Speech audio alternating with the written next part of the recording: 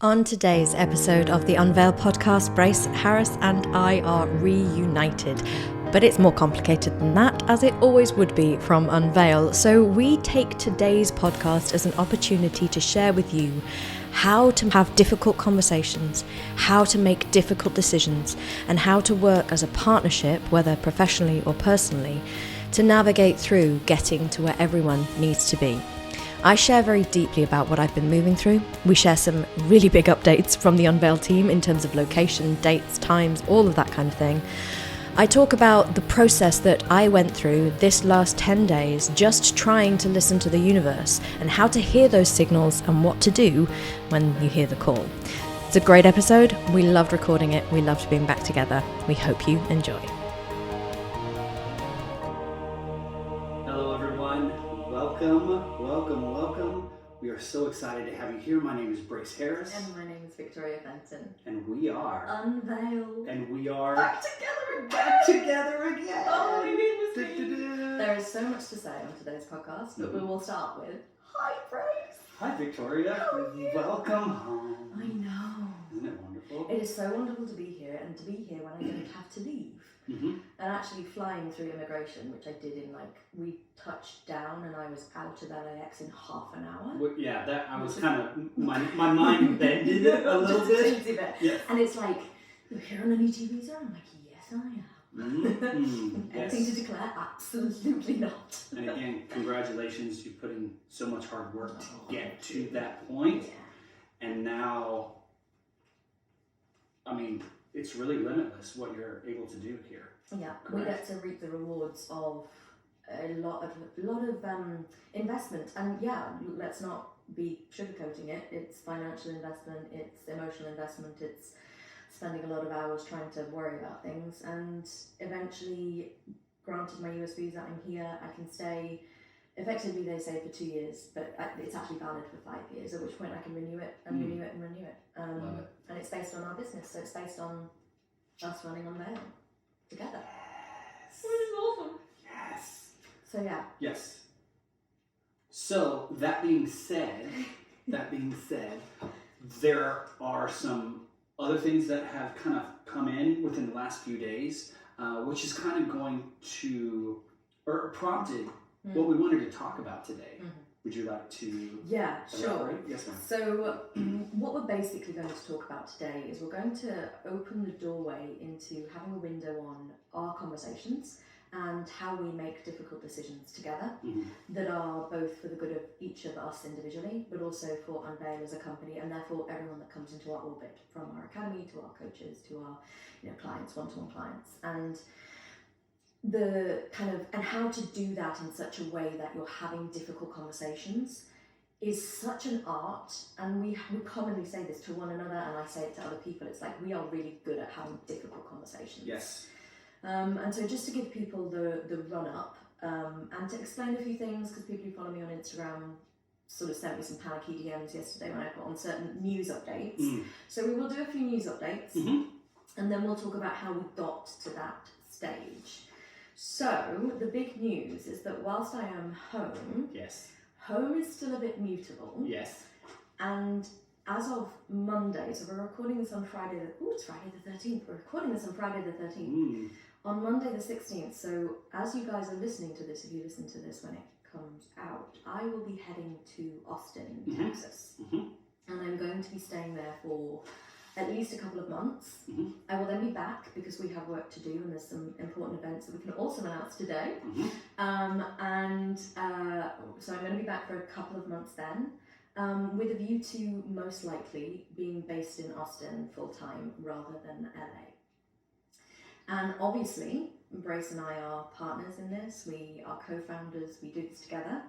And to get from Victoria's coming back to LA and it's going to be amazing, right, to Victoria's going to Austin in just 10 days was not what was planned or anticipated by any stretch of the imagination. To be clear, for everyone who sent me ridiculous messages yesterday, like, are you and Brace okay? To be clear, it was always a plan that I was going to go to Austin at some point. Yes. It was actually going to be almost the other way around. I was going to head there on about the 7th of July. No, just after our workshop, the supposed workshop again, we'll update people in a second. So sort of on the 10th of July, and we have completely flipped that. And I think that what I really want to use today's podcast to explain, it's not a sort of sycophantic, this is the Harris and Victoria show story. It's much more, although it is. Yeah, I leaned into the microphone for those of you listening. But I would like to point out the reason why we made that decision. Mm-hmm.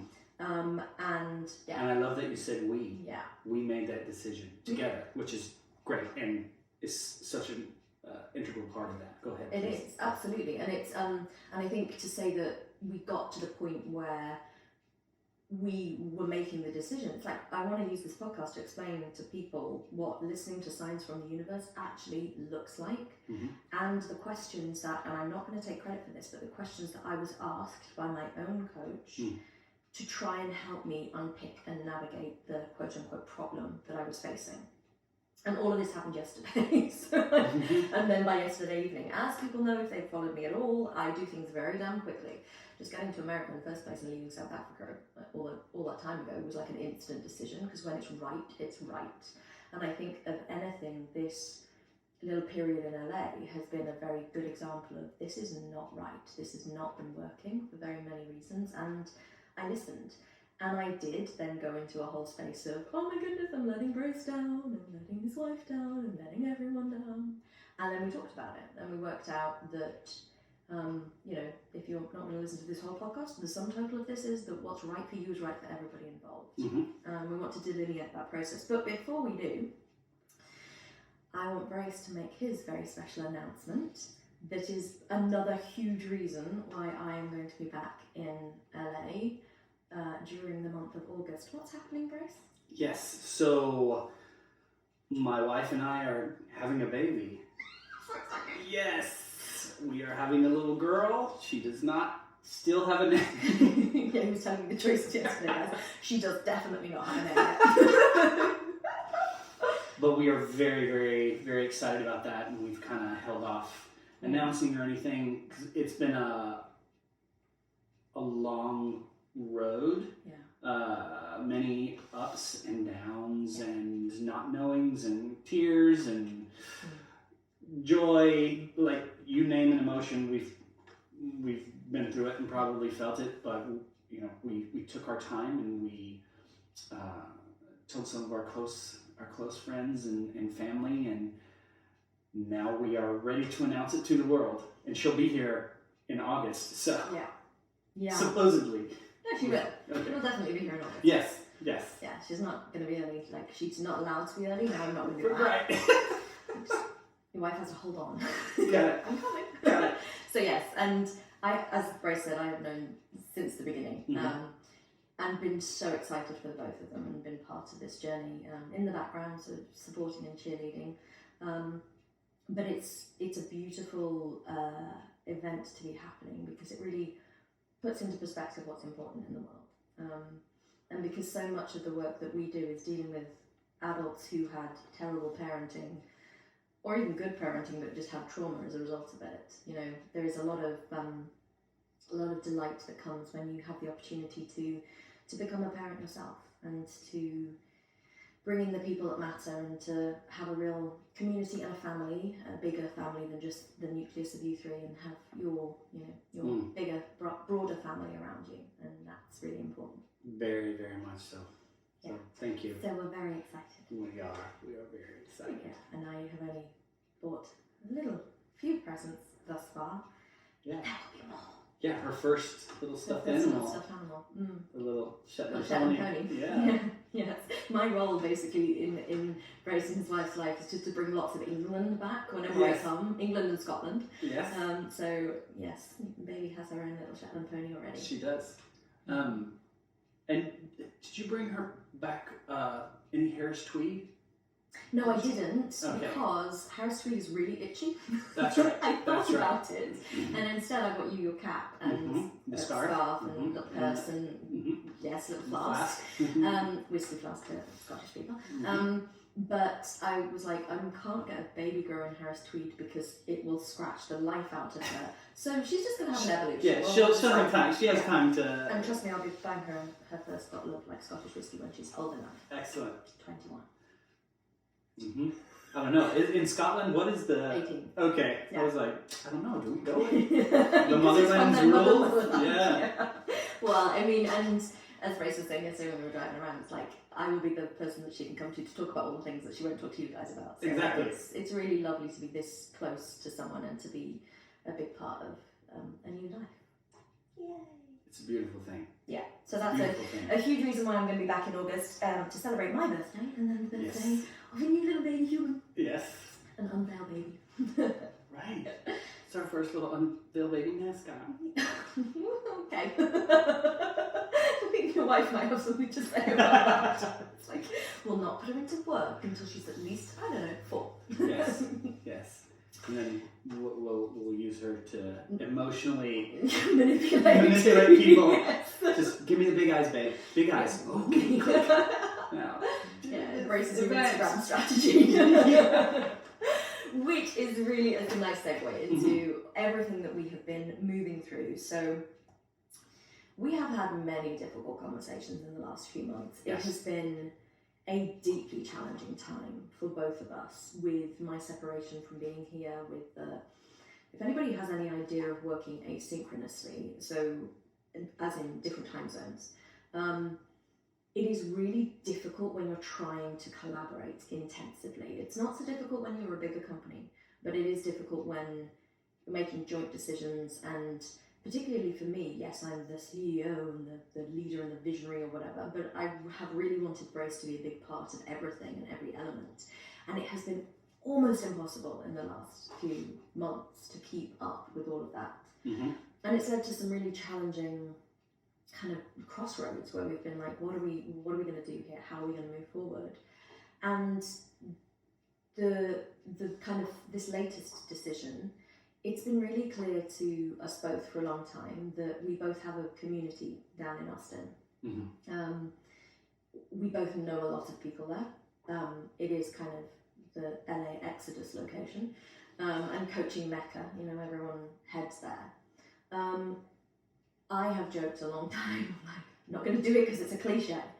But realistically, for the work that we do, the community vibe is also supremely important. But it wasn't an easy decision, and it wasn't my first decision. I wanted to be here for a while. But I want to take people through the story of what I have just been through to get to the decision. So I landed on Friday night. Sailed through immigration, as we just said, and then Brace got stuck in traffic. Of course. Welcome to my life. And just was like watching the chaos happen and was feeling really happy. I was really delighted. And then we got to this property, and long story very short, there has been a lot of noise intrusion. Now, last weekend was kind of the weekend of Cinco de Mayo and Mother's Day, so I was kind of like just trying to be very, it's okay, yes, it's fine, it's just, there's a lot of like Mexicans, they're just celebrating the Cinco de Mayo stuff, or there's a big sporting, like trying to be patient, but it has been incredibly invasive. It has been a lot for my nervous system, and for anyone who has been listening to the last few podcasts, there has been a lot that I'm doing personally, which has been, it's deep work, and I'm also starting a new training.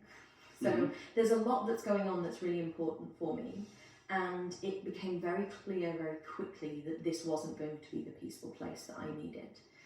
And I was almost just gonna like leave it until we got back after going to get my social security number on Monday. There's like a little celebration in the middle there. And we got back and there was drum and bass going on next door. Right. Which, when somebody else who's not as noise sensitive as I am goes, that's really loud, as Brace did, and that's not okay, I was just like, this can't be allowed to continue. Now, the process since then has not been linear, because in LA there are rules about renting for a minimum of 31 days because of laws, etc, etc, etc. So it's just turned into almost a comedy of errors of like the person that I was speaking to at Airbnb was only working between 1 a.m. and 8 a.m. our time, so I was kind of like trying to sort this out at 2 a.m. in the morning.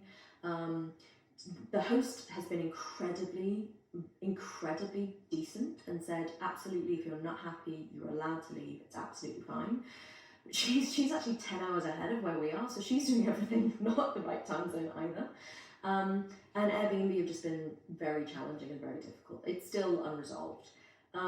And we have been trying to work, trying to catch up, trying to get on top of things and trying to create structure and plans. And by the time I got to speaking to my coach yesterday, I literally lost my SH1T, as my mother would say, yesterday morning, because yet again I'd had a message from Airbnb saying what they'd been promising for 3 days was not actually true, and they took some more money out of my account, and I just was like, this is not okay. It's like, hey, you're super inconvenienced? Yeah. We'll take some money for that. Money. And what I actually You're welcome. And really what I worked out is that they were still keeping all of the service fee for the entire 62 nights that the original reservation was for, despite the fact that I would only be staying for 10 nights in the end. And it was just like, hang on a second, the service fee doesn't even go to the host. This isn't even the host trying to pull right. This is Airbnb being logistically ridiculous. And then some other stupid quirks of like, I upgraded something and then wanted to downgrade it again because I didn't think I wanted the upgrade. And then they said, oh, in order to downgrade it, you have to delete your entire account, which had taken many hours to set up. And I was just like, everything that could go wrong was going wrong. And probably more examples that I can't remember. And even trying to find a new place. That was the challenge, yeah. It was like, there was nothing. There's nothing available. And there was, I spent, so on Wednesday, I had a really lovely human design reading with someone in the morning, and then spent an hour trying to find a property, and was like, I'm going on Zillow, I'm going to try and find a proper lease, I'm going to do this, that and the other, and just like nothing. Then was doing a training, and in the middle of that got really distracted. Please don't listen, guys. I was focusing, honestly. It was just logistics. It was just big one. But I got really distracted and was like, oh my god, I have to be able to find it. And I texted you so many times just saying I want to like scream or stick pins in my eyes. It was insane and expensive, and not to put too fine a point on it, but just property values are ridiculous. Property prices. It is this kind of, it's a owner's market. And yes, to rent out here is more than a mortgage in any other area of the U.S. Yeah. I feel, about. Yeah. And it wasn't just that. It was like the money would have been immaterial if the place had been right. If we'd found the perfect location where it was suitable for us to work, for us to kind of move forward with things, but everything just felt wrong. And I was looking at like literally having to spend, and I'm going to do this in pounds because it's where my Airbnb is in terms of it's registered, but it was like £4,700 for 1 month at a place. I was like, hang on a second, what the actual? Yeah. I was just like, that is not okay. And it was for a 1-bedroom wing of somebody's house, which was not even detached, and you had shared outside space. And I was like, are they actually kidding me? And I honestly, I woke up at like 6 a.m. on yesterday morning and rang my mum and was like, I can't do this. This is insane. And I said, I'm just going to stay here for the 30 days, because this was when all the money stuff was coming out. And my mum, bless her, just was like, you're not staying there, Victoria. And that allowed me to rally. And then I found myself saying phrases. And the reason I'm going into this detail is because I want people to understand what it's like when the universe is genuinely saying, stop, pay attention. And it took me longer than it should have done. So yesterday morning, I was trying to get ready, and I was on the phone to my mum, and I was saying, I genuinely wish I was a 3-year-old right now, so I could legitimately have a full-on temper tantrum and just scream and throw things. Because that's how it felt inside me. It felt like there was just absolutely no maneuverability through this. And like I was making the issue about a lot of things, like the expense or the type of property or the no outside space, or it's not in the right location for us to work or whatever. And or like I wanted a proper lease so I could do my California driving license, or just whatever. And it's funny because when you're so in the kind of obstructions, you will find all of the reasons. Justifications for, yes. Yeah, absolutely. And it's interesting because, just to give a bit more context to the story, I've hired a car here and I am actually going to lose money on that car. They can't refund it. Have I blinked about that? Not in the slightest. So it shows you... Interesting, right. Yes. So it showed you that the money was not the thing that was really there. It was every instinct, every kind of... It was just obstructive in every dimension. And so my coach literally said to me, I'm just interested as to what the universe is saying no to. And I was like, don't ask me questions that I can't answer. Mm-hmm. And then, of course, we spent a long time talking about it. And the reality of all of this is that what I realised in so much of the decisions that I've been making, and we haven't actually properly spoken about this, but in so much of the decisions that I've been making, I have been putting your needs, Brace, and pointing at Brace for him, putting Brace's needs above my own when it comes to all of the things that we're kind of doing. And that's not Brace's fault, because he hasn't asked me to. In fact, if you asked Brace, he would say, no, put your needs first, Victoria. Mm-hmm. But the decisions that I have been making have been very limited by proximity to you, the fact that we use my house to work, the fact that, you know, there is this kind of need for me to have my own space, which I have been trying to prioritise, but it has to be at least reasonably commutable to you and all that kind of stuff. So it's not like, Mum keeps saying, why don't you do the beach? I'm like, because it would take Brace like a legitimate hour to get to me. Yeah. Or more. Or more, each way. So there's a lot of, and I hadn't even realised it, because the reason I'm in America to begin with is Brace. The reason I'm here is our partnership and our company. And the reason I now have a visa is because we're doing it here, because it's here that I want to be for the work and the job, but it's where you live. And there is a remarkable amount of subtle things that you don't realise are things that you are taking as givens when everything is questionable. And that's the interesting thing about all of this work that we do. We don't understand, because we don't often choose to investigate our own prejudices and predispositions and biases that are laid down before we even start to make decisions and think about things. And I first learned this when I was very young, and I was reading Michael Pollan's first book on food, In Defense of Food. And he says something in there, and I still remember it to this day, and I swear this was like, it's still in Darlington in the UK, so this must have been like before, well, around 2008 time, it's a long time ago. And it's, you know, you don't remember to question the things that you take as givens. And in nutrition, there's a lot of like givens. There's a lot of broccoli's good for you. And it's like, well, yes, but in excess, it's not great for these people and these people. And it's like, we don't question the basics. So for me, yesterday was a big sense of, what do I actually need? And what am I actually trying to do by not having the difficult conversations? And the answer was protecting you and protecting Brace, and like preserving Brace's kind of almost place in what we're doing without putting my needs first. And as I was saying to Brace yesterday when he came and we had the conversation, it's like, I keep kicking my decisions and my future and my potential down the line in place of making a decision now to do the, essentially, investigation of Austin for the next couple of months. And that wasn't right. And just to be super clear to everyone who both sent me those Instagram DMs yesterday and then went, you know, are you guys okay?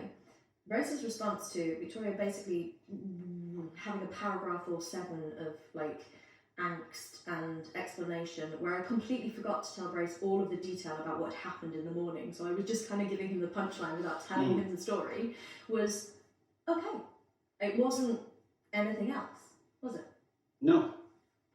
Yeah. Because that's what needed to happen. Yeah. There needed to be some sort of shift, whether it was to work out variables and figure out if those were even potential outcomes, or what. It's so funny, the old cliche, comes back, like, if you love something, you let it go, and if it comes, I mean, and that's loosely touches what I'm trying to get at. But for me, I knew that because everything, and again, because of the work that we've done and the relationship we've been able to cultivate, I know when Victoria needs to figure something out. And if I try to deny her that because of my own fears or what I want, then not only do I dishonor her, but I dishonor myself and my own integrity. And I knew, I was like, of course, this makes sense. If that feels good, if the universe is leading you to go check this out, go check it out. No matter what happens, it's going to get us closer to the place that we want to be and feel good. But for me to try to keep her here for whatever reason, or even if I didn't even realize it, for lack of a better word, selfish reasons, it would have hurt us both. And only because she was able to ask for what she needed and to have that difficult conversation, although it wasn't fun to go through, it really didn't hurt. It actually felt right and good. It's like, I was so happy. And that's one of the things that we've learned about our relationship is in the difficult conversations, those are where the most awesome things for us and that help us grow happen. And it's like if you're and to swing this out from being just about us, it's if you're sensing a difficult conversation is on the horizon, the reason it's difficult is because there is compressed energy in the content of that conversation. There is a friction in you. If there's a friction in you, there is absolutely a friction in the other person, or in ignorance and they don't even realize it, that's creating the friction, but there's a friction in the dynamic. And you know, we spent a long time with Megan last week talking about toxic dating and people relating to one another in a toxic way. And this is it. It's like your issues are rubbing up against somebody else's issues. And the solution to toxic dating isn't, you know, stop doing what you're doing. It's have the conversations. And the conversations, if there is stuck energy in that destination of conversation, what you get when you have that challenging conversation is the liberation of all of that energy that was stuck. And it provides such a completely different lens. And this is what I mean about looking at a problem through limited perspectives and limited eyes, like I was saying about making decisions around you being here and you being specifically where you are in LA as well. It's like we can only see a certain amount of things if we're seeing it from the lens of a single-minded perspective. The thing about a conversation is there's two people in that conversation.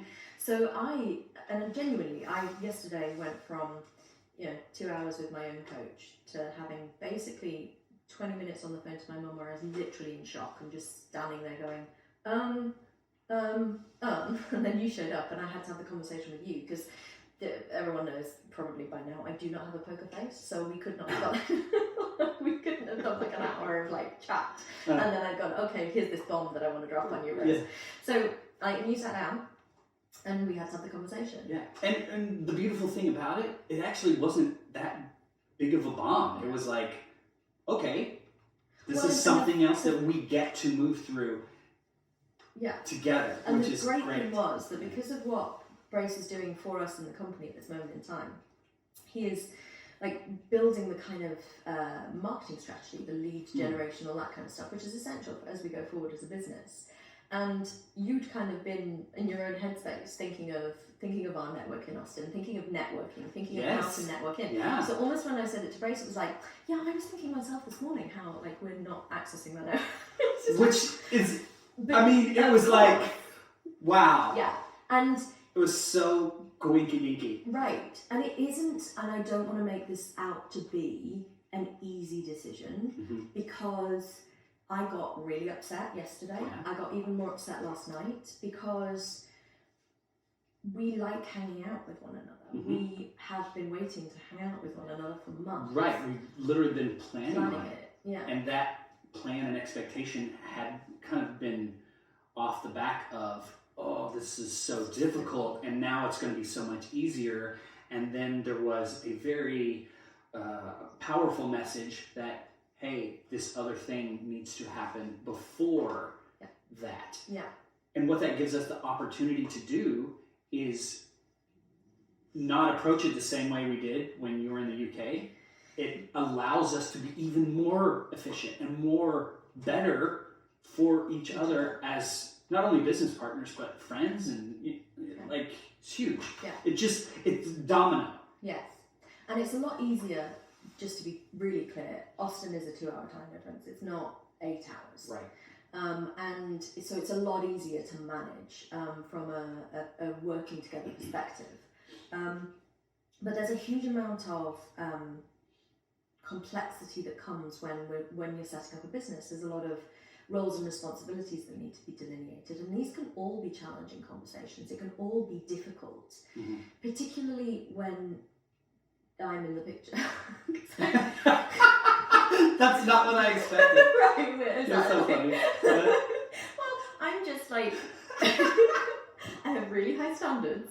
I have just this relentless drive to do things, and I'm always working. Like, I will always be in the picture, working, devoted to what I'm doing, and it can mean that it's very difficult to keep up with me. Even my mum said yesterday, "Oh, poor Brace," because she was basically like, I change my mind on something every day when Brace shows up. It's like, oh, okay, segue, and it's not a bad thing. We've iterated so many times, and there is this real challenge of a dynamic when you're working together. And when we're here, it's one way. When we were in the UK, it was one way that really wasn't working. And then we get to set up a structure. And it's so funny, because if you'd have said to me before I made the decision yesterday, think up the structure of how you'd work if you weren't in LA, I couldn't have physically thought about it. But as I woke up this morning, and I was upset last night because there's a lot of loss in this for me. There's a lot of my friend and the guy that I like spending time with that I'm not going to have that contact with, and there's a lot of soft stuff that happens when you have the whole day together. We just had a whole conversation about Netflix series and all that kind of stuff that just happens, and our jokes and our way of being, which we noticed as soon as we got in the car when I got out of LAX. It was just like, and we were driving being away. in the same space is, it's so awesome. Yeah, there's a drive, it like drives you both. Yeah. And so we get to make time to cultivate that in a structure that is different. And I think that's the real message that I want our listeners to take away. I was trying to make something work that wasn't working, protect Brace's feelings, as in try and take responsibility for his energy, which is not mine to do. No. Absolutely, the other person in your difficult conversation gets to take responsibility for their own process around it, even if it's uncomfortable, even if it's difficult. And I think this is a really strong thing to say to people out there who are coaches, because we tend to not be able to fully shut that button off in our real world. And there is a real need for us to not try to take responsibility for the process of other people. In particular, that the challenging, difficult, confronting conversations where there is a need to feel into, this isn't right. And we've said this before, you don't need to do that and therefore this is the request I'm making, like as per the non-violent communication manual, because sometimes you just don't bloody well know. You just don't really know what is wrong. And I'm very lucky that I had a coach to talk it all through with yesterday, so that I could process it independently of Brace, because I couldn't have done this one with Brace because he was involved in my emotional contemplation. But the interesting thing for me was that, just to finish the personal stuff, and then we're going to segue out of us and talk about some generals, but during my coach session yesterday, my coach just went, well, hang on a second, what's online on Airbnb in Austin? Talk about the universe making it easy. He literally found the perfect place for me. Both you and I looked at and went, oh, that's very me. Yeah. It was the first property he looked at, second property he looked at. Perfect place, like much less money, perfect setup, and it was so easy. And there's a couple of other complicated bits that I'm sorting, and again, easy. This is not hard. It's like the universe has said, this is where you should be, therefore we're going to make it easy over here. Which is just such a relief. And I think to move this on to, okay, so how do you know when the universe is saying no? I have said for weeks now, I'm so tired, I'm so exhausted, I'm so drained. And it hasn't shifted. And it doesn't matter how much I sleep or how, much I try to preserve my energy. And it's not because I'm working really hard, although I am working really hard, but I thrive on the work that we do. Like, I love creating what we create. So it's not that's the drain. It has been the universe, one of the ways of it saying, are you sure this is really right? Are you sure this is aligned? Are you sure this is correct? And, there's been other challenges where we've had sort of like, this isn't quite, it doesn't feel right. It just doesn't feel right. And I feel like we should listen to not feeling right way more than we do. But yeah, so I'd be interested to know from you, Grace, because the one thing that really strikes me every time we kind of get into certain conversations is that I've been in this world forever. And I very much learned very early on to have those super brutally honest conversations, because I was almost doing it overzealously at the beginning, to be fair. I thought, unburdening my soul of all of my darkness and all of my trauma was the route to healing. And it wasn't, and it wasn't the right thing to do. It was just all I knew at the time when I was very unwell. But I'd be really interested for you. It's like, how do you find these levels of kind of honest conversations and the relationship that we have and the way that we interact? Is that completely different to the way you are with other people in your world? Has it been difficult for you to kind of adapt and move through? And what's your perspective on it as an almost newbie at the world of, Victoria's challenging conversation induction, and also being in business with someone like me who is, driven, but also very.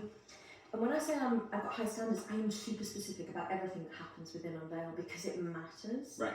So I'd be really interested for you to give our listeners a bit of like insight into the on-ramp of having challenging people in your life. Be nice to yourself. Be nice to yourself. So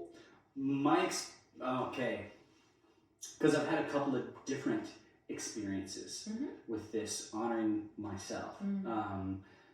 For those of you who know me, I, for almost a year, owned a takeout restaurant, had a couple of partners, and when I signed up to do that, I was in a very different headspace.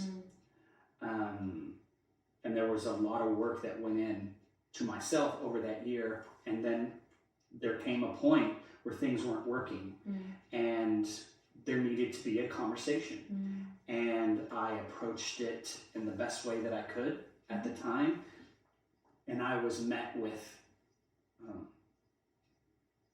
not an ideal response, and then everything kind of crumbled around it. Now, what I learned from that situation was, if you have hard conversations, you could potentially lose out. It was when the individual that you are having the conversation with, when you guys are on the same wavelength, when you understand and are both in the work, that those conversations tend to have an excellent outcome. May not be the easiest outcome, but it's always, this is aligned, this is right. And sometimes aligned doesn't mean easy. Yeah, absolutely. So that was one experience. My wife is also somewhat in this work in a different way. I started opening up and having more just very direct conversations instead of feeling like I needed to protect her from me. Like, and she you, actually. Exactly. Our communication has opened up tremendously in how we communicate and how we can trust that the other person, even though that conversation is maybe difficult, that the other person is not going to be like, you know what, I'm not going to deal with this, I'm going to walk away because I'm uncomfortable.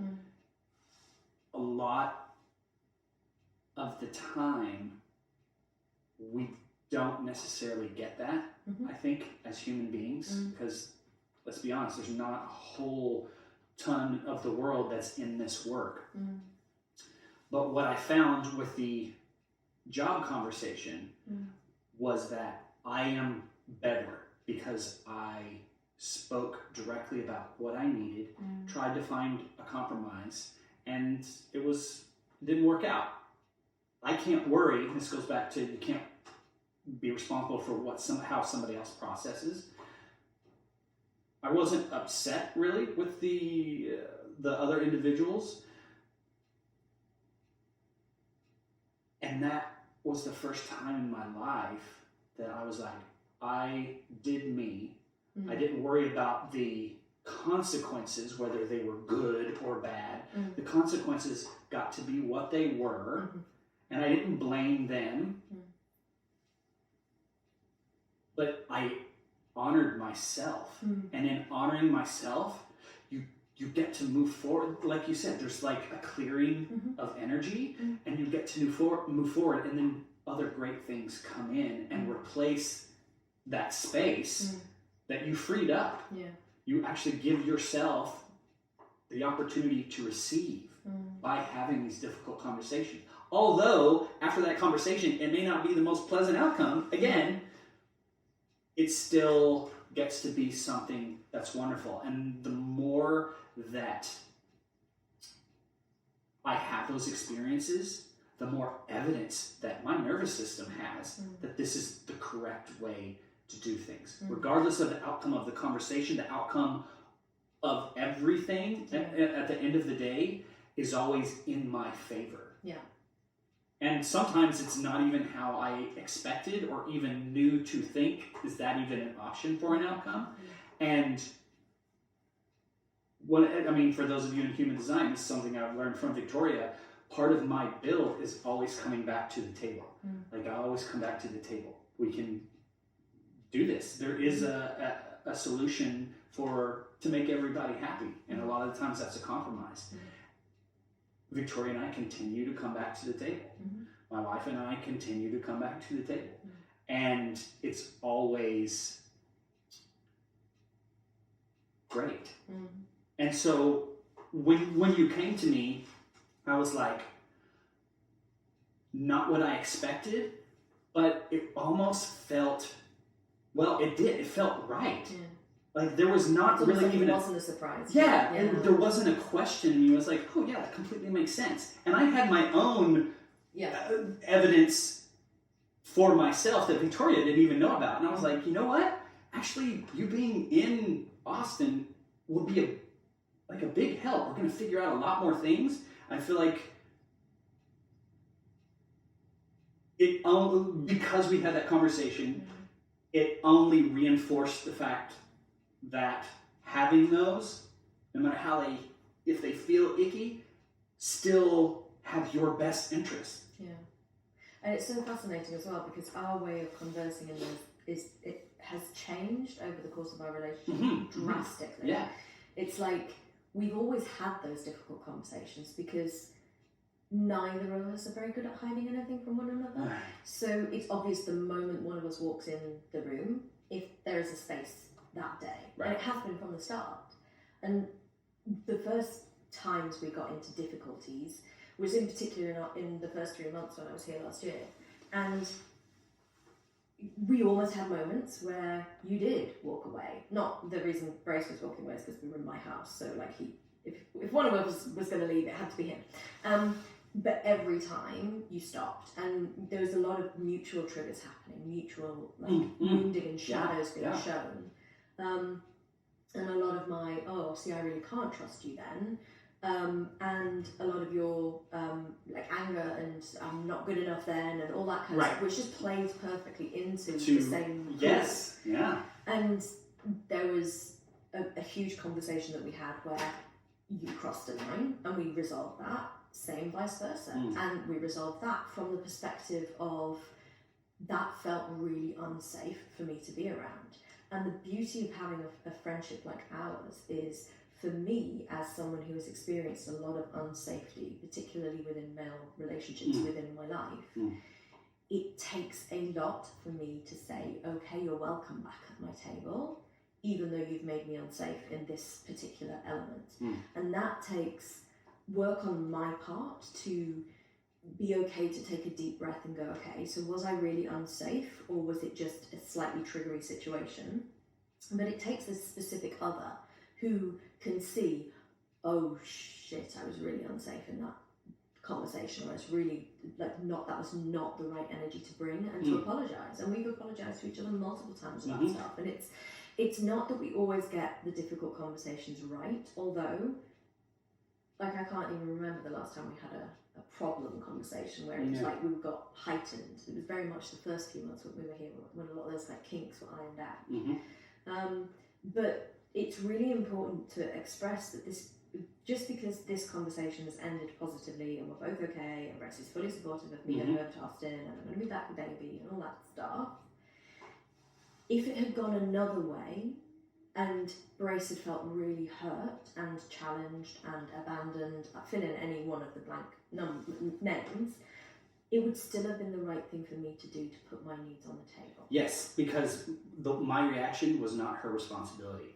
She was honoring herself and saying what she needed. And to be super clear to people, it wasn't clear to me what I really, really, really needed. It really wasn't, because this isn't a cut and dried, hard line situation. I could have made staying in LA work for us and me. I could have put up with it. I could have like found something. But what do you think that would have done to not only you but our dynamic? To be honest, I would always preserve our dynamic above me. So probably it would have sacrificed me to preserve the dynamic and Unveil and the company and the build, which is not good. Right. Do you think it would have eventually affected us? So I think because it would only have been a couple of months, it probably wouldn't have done that much. But because I'm doing so much work in terms of my own stuff, I think it probably would have delayed that process. And I think there is a huge element of my real work right now is, and I'm trying to précis this, it's about coming into contact with my reality, my history of my reality and my current reality and the consequences of that history and everything that I've been through. And it's also about saying, okay, so with that coming into contact with reality, how do I trust myself? And how do I trust other people? And can I get to a place where I don't have to hold on so hard because I'm scared or anxious or just trying to defend myself? And so a big part of that work is all about boundaries. And for me, I have very hard external edge boundaries and then really terrible inner boundaries. So it takes a lot for people to get to me because I have a lot of push away energy, or I can do. But when people are in my inner circle, I will sacrifice myself 1,000,001 times over to preserve their friendship. Because if I've let you in, I need to keep you in, otherwise I've made the wrong decision about who I've let into my boundary. So it's all back to, do I trust myself to set the boundary in the right place, to hold the boundary, to make a choice that can change, that can go wrong? Like, do I trust all of that? And it's complex and it's multi-layered. But within all of this, probably what would have happened if I'd have remained in LA for another couple of months is I'd have continued to have that pushing energy, which isn't great when you're trying to build a business and take care of people. So all of my clients, my one-to-one clients, come into my inner circle, and that I'm not pushing away with them at all, but there is an energetic flow that is not clean when it comes to all of that. And it's what I'm working on continually and inside my own process. And so when I'm looking at, okay, so the big conversation that I keep having with my own coach is, when am I going to exhale? And when I'm talking about those boundaries of pushing, I'm literally kind of holding everything and almost not breathing. And there is that sense of, I just have to hold it all together until. And so yesterday was a big time of going, until what? And my coach literally said to me, if you're getting on a plane to Austin on Monday, can you exhale then? And I'm like, no, I'm going to have a panic attack. But then we kind of walked through it, and there is this sense of, I need to preserve and protect my own energy in a different way. And that means that instead of having unsafe houses like this, where there's noise and there's invasion and there's people around, and there has been for me for years now, there's been just this kind of constancy of invasion, basically. So have that from my reality, therefore I need to keep up a strong boundary and sort of dull down my sensitivity just to get through, because there's noise, there's like just unsafe energy.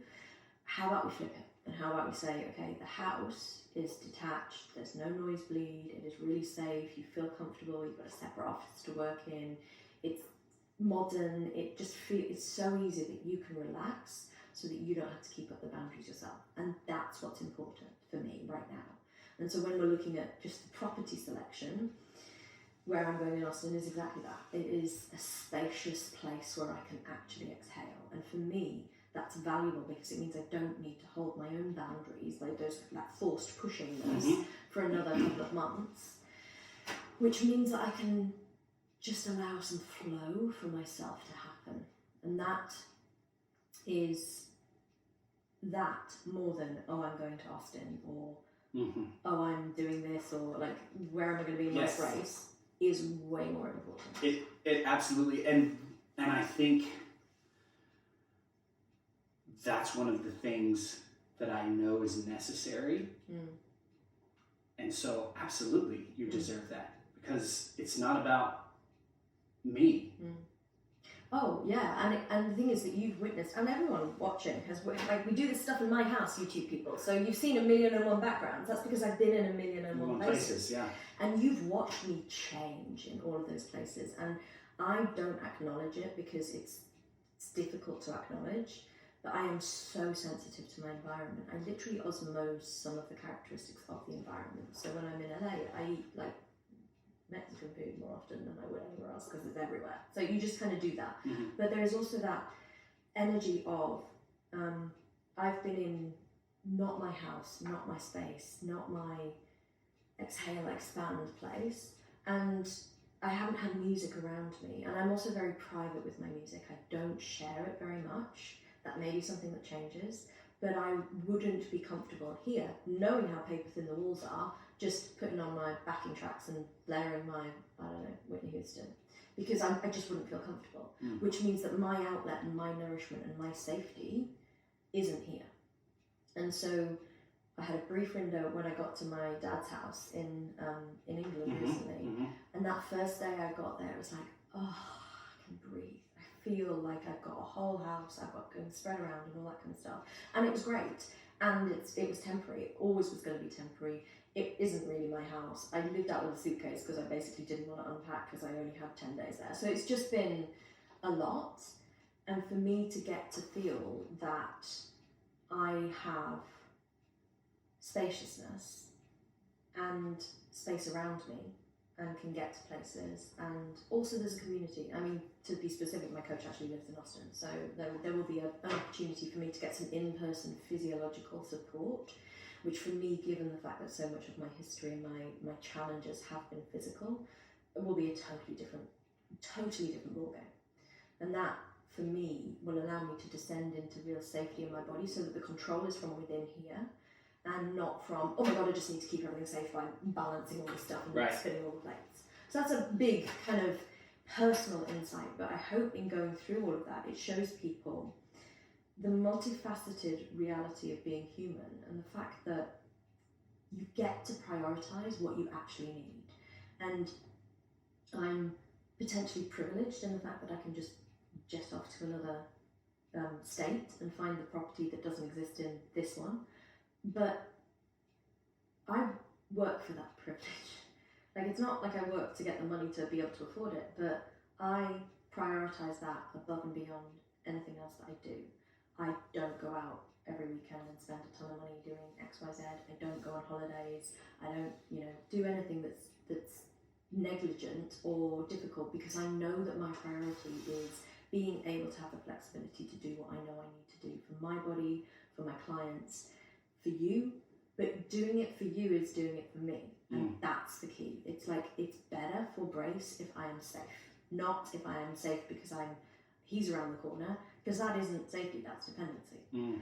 But it's so much better for Brace's wife and for Brace's baby that I am centered and safe in me, because then I'm a safe energy always to be around. And that really requires me not having a frayed nervous system. So the universe made it obvious. I mean, I didn't listen, but then I had to. And it feels very much like, if you don't have people that you can have difficult conversations with, if you are partnered either romantically or professionally with people that you can't have difficult relationships with, you get to do one of three things. You get to do nothing, which is your prerogative. You get to change the relationship, leave, whatever, or you get to change the nature of the relationship, where you lead by example of having challenging, honest, open conversations. And it's, like you were saying, it doesn't always work out for sunshine and roses, but that's not the goal of anything that we do. Like we do somatic work in our business, but the goal of somatics isn't feel better, it's feel at all. Emotions, sensations, all of those things. The goal is not to change the state, it's to actually understand and know what is present and what's there.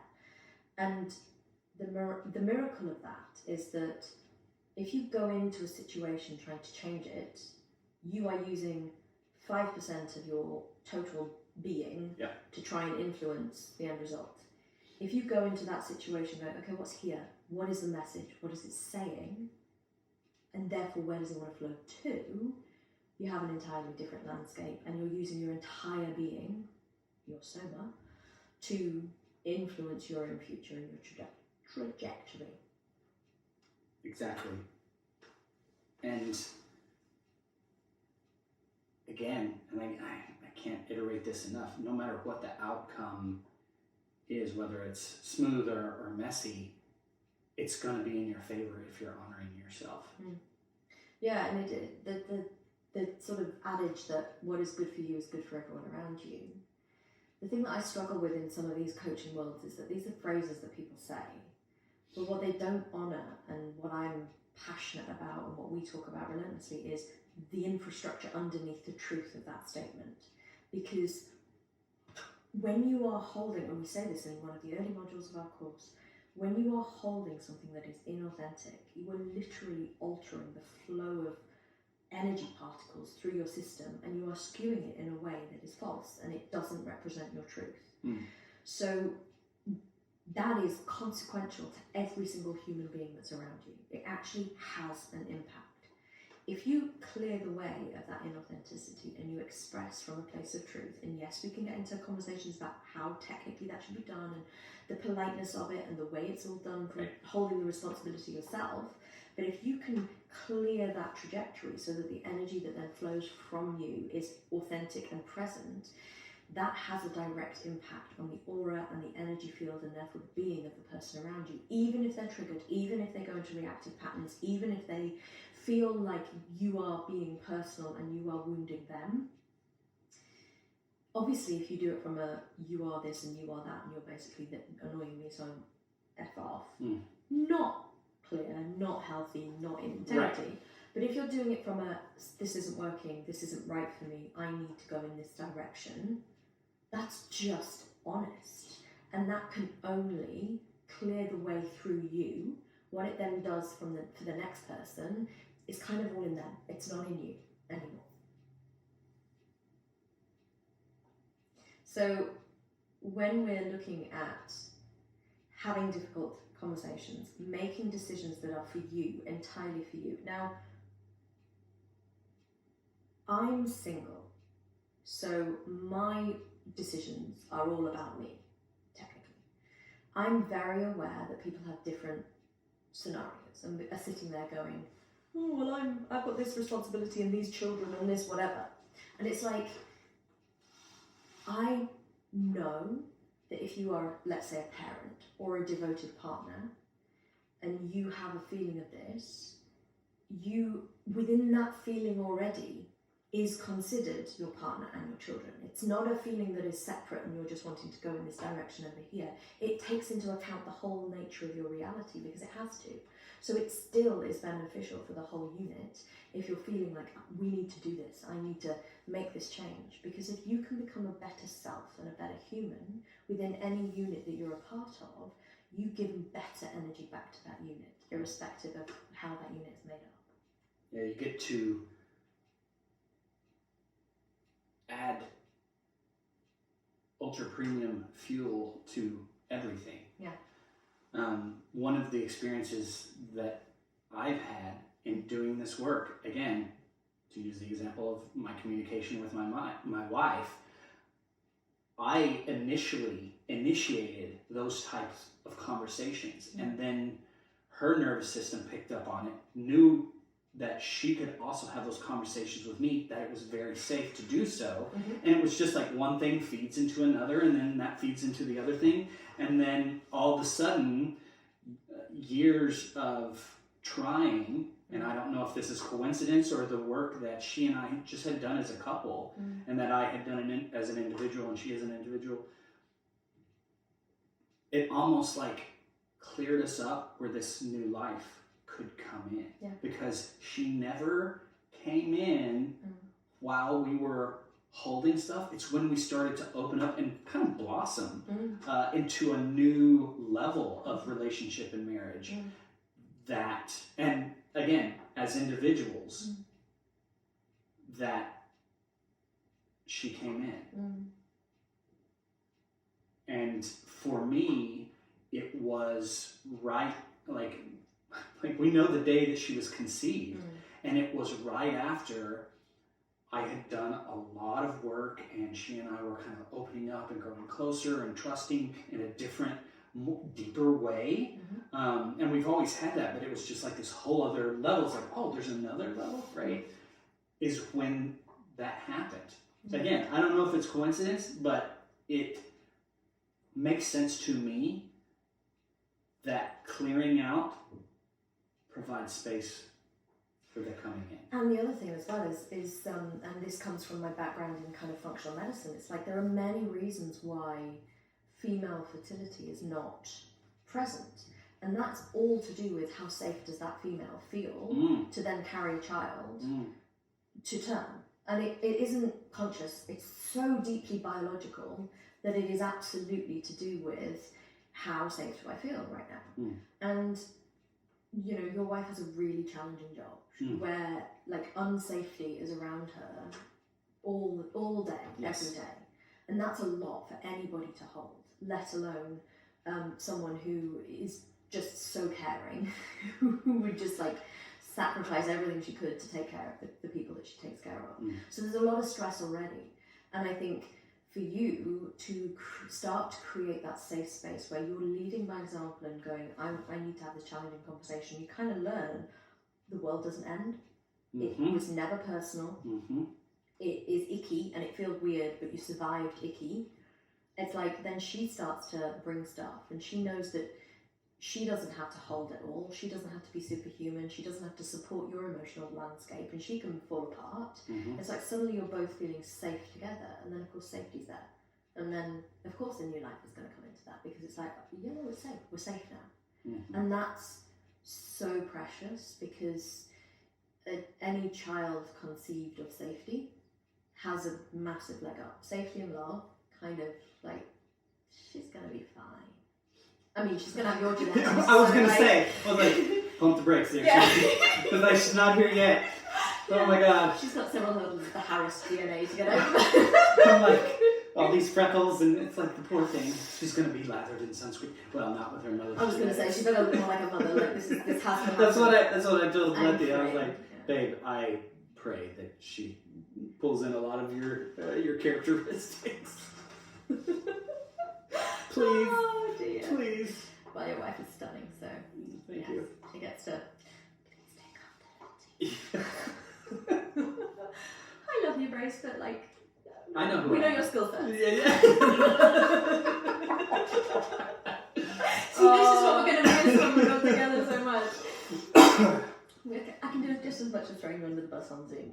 Yes, of course. We may, just on specifics, we may look at doing a different way of recording our podcast now that we are going to be kind of digital. Are we going to try the Instagram Lives again? Oh, we should do. Yeah, we apologise to everyone. Yeah. Like, we need to work out what that was. We still didn't really. But yeah, we should try that again. We might actually do a little one today together, just to explain to people. Oh, that would be fun. Yeah, to give people a little, like, Victoria's still friends with Brace. It's fun. So yes, so I hope you have appreciated our random, as per, navigation through really heavy stuff and how it can be done from the perspective of honouring self, which is honouring of the mutual benefits and the relationship. And to be perfectly honest, we then went for a walk yesterday after this, and we've made some really huge decisions. Like, can I reveal one of them? You always ask me this. I know, and you're like, what is she talking about? Well, I think I know what you're talking about. Yeah, am I allowed? I mean, sure, why not? So I'm going to be finishing my memoir, and it is going to be completed. It is going to be released. I have already put a list on our assistant's to-do list of look into actual publishing. So it is going to, we now know how it's ending, and that is huge for us. So we are going to be, like, I'm going to need my house and my quiet to actually write all of this. Pump it out. Yeah, and my mother has already agreed to buy me an electric piano that I can play whilst I'm there, so I'm going to have my own, like... Yeah, so yes, I will be doing that, and we made all these decisions, and kind of like it became really clear that things were liberated. So there's a huge amount of work to do. Anybody who's attentive to dates has probably realised that our workshop will now be delayed slightly another couple of weeks, but that's all good. All good. And you'll get a better version of everything that we do. You so will, but we are going to be together for it. Like, we absolutely have to be. It's going to be awesome. So we're going to come back together and have like no time to plan it, and then no, we're joking. We're going to plan it beforehand. And we everybody's like, wait a second. Yeah, we've done loads of planning on it, like this week. We've done loads this week without actually noticing that we've done so much. So we are in a much better position, and I'm really excited because I haven't managed to say this to Brace yet because I thought of it this morning and we haven't really had a chat. But I'm going to be publishing the details and the brochures and the pricing and everything on our coach training certification very, very soon. And the reason I'm doing that is because it is going to be a year-long commitment, and it is going to be, well, it doesn't have to be this modules, but the bigger certification is going to be a year-long commitment, and therefore it's something people will need to think about. It's something people will need to kind of feel into, and if it's right for them.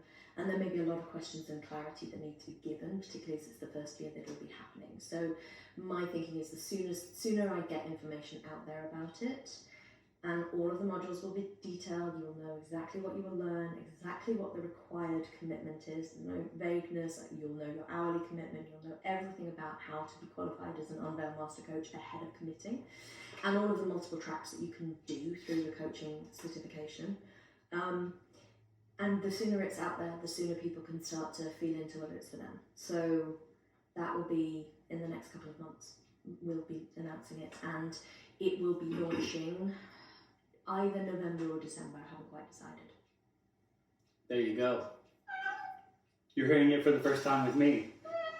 Yeah, sorry, Rose. This is what I mean about like making changes, YouTube viewers. It's like, I mean, literally my mum said to me this morning, because she sort of went to bed because she's in the UK, so she went to bed sort of at the point where I just managed to message her saying, it's okay, Brace is fine, I am going to Austin on Monday. And she was like, oh, that's great.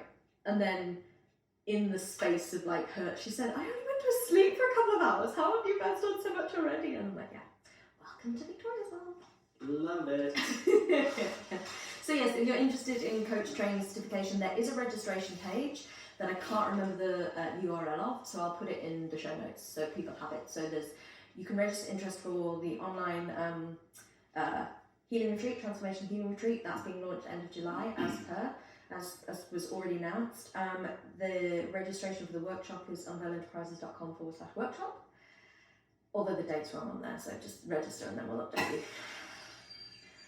so many places to change that down date as well. It's going to be like the weekend after the 17th and after the 18th of July, so 23rd, 24th, something like that.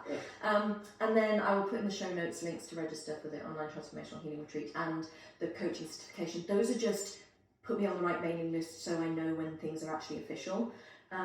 So currently the healing retreat will be announced after the coach training certification, just because of the way we're structuring things. So if you're interested, put yourself on any mailing list. There's no obligation to do anything. And if you're interested in what I mentioned about somatics and feeling things and using the body as signals, we do have our signals as symptoms PDF and video. The video is an excerpt from our online transformational healing retreat. It's a really big insight into the way we see physiology, structure, spinal elements, tension, resistance, and the influence that then leads to in physiological manifestation, and how that physiological manifestation isn't just a physiological thing, it's a multi-layered, often emotional and psychosomatic, as in from the brain and the body, symptom. And that's available at unveilenterprises.com/decode your symptoms. Free, just put your email address in and we'll send it to you.